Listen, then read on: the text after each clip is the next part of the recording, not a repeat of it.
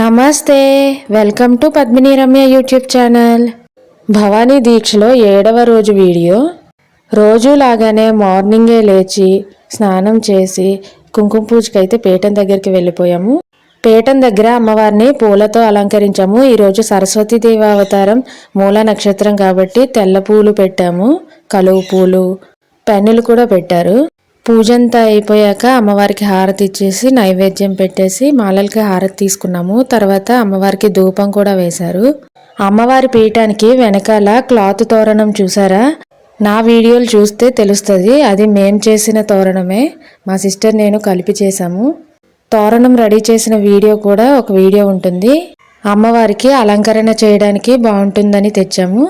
అలానే పీఠం దగ్గర అమ్మవారికి, ముసలమ్మ తల్లికి కూడా చీరలు పెట్టారు. ఈరోజు సరస్వతీదేవి అవతారం కాబట్టి మేమైతే ఆంజనేయ స్వామి గుడిలో ఉండే సరస్వతీదేవి దగ్గరికి అయితే వచ్చేసాము. అమ్మవారిని దర్శించుకొని అలానే రామాలయం కూడా వెళ్ళాము. రామాలయంలో రాముణ్ణి కూడా దర్శించుకొని ఇంక ఇంటికి వచ్చేసాము. ఇంటికి వచ్చేసాక కొంచెం సేపు రిలాక్స్ అయ్యాము. రిలాక్స్ అయ్యి వడి టైంకి అయితే మా పెద్దమ్మ భవానీ ఇంటికి వెళ్ళాము. పెద్దమ్మ భవానీ ఇంటికి వెళ్ళి వడి చేసాము. వడి కోసం అయితే పూరి చట్నీ చేశారు. వడి తినేసాక మళ్ళీ ఇంటికి వచ్చి రెస్ట్ తీసుకున్నాము. మార్నింగ్ ఎప్పుడో 3:30కి లెగుస్తున్నాము. అందువల్ల చాలా అలసటగా ఉంటుంది, అందుకే రెస్ట్ తీసుకున్నాము. మళ్ళీ ఆఫ్టర్నూన్ భిక్ష టైంకి మళ్ళీ పెద్దమ్మ భవానీ ఇంటికి వెళ్ళాము. భిక్షలోకి అయితే పరమాన్నం, క్యాబేజీ ఫ్రై, వంకాయ టమాటా చిక్కుడుకాయ కర్రీ వండారు. అలానే చిన్న చిన్న అరటిపళ్ళు కూడా 3 వేసింది. అలానే రైస్, పెరుగు. ఇంకా దేవుడికి హారతి ఇచ్చేసుకొని అలానే మా మాలలకు కూడా హారతి తీసుకొని మేము హారతి తీసుకొని భిక్షకు కూడా హారతి ఇచ్చి అప్పుడైతే భిక్ష తిన్నాము. భిక్ష చేసిన తర్వాత చేతులు అయితే పెద్దమ్మ భవానీ చేత కడిగించుకున్నాము.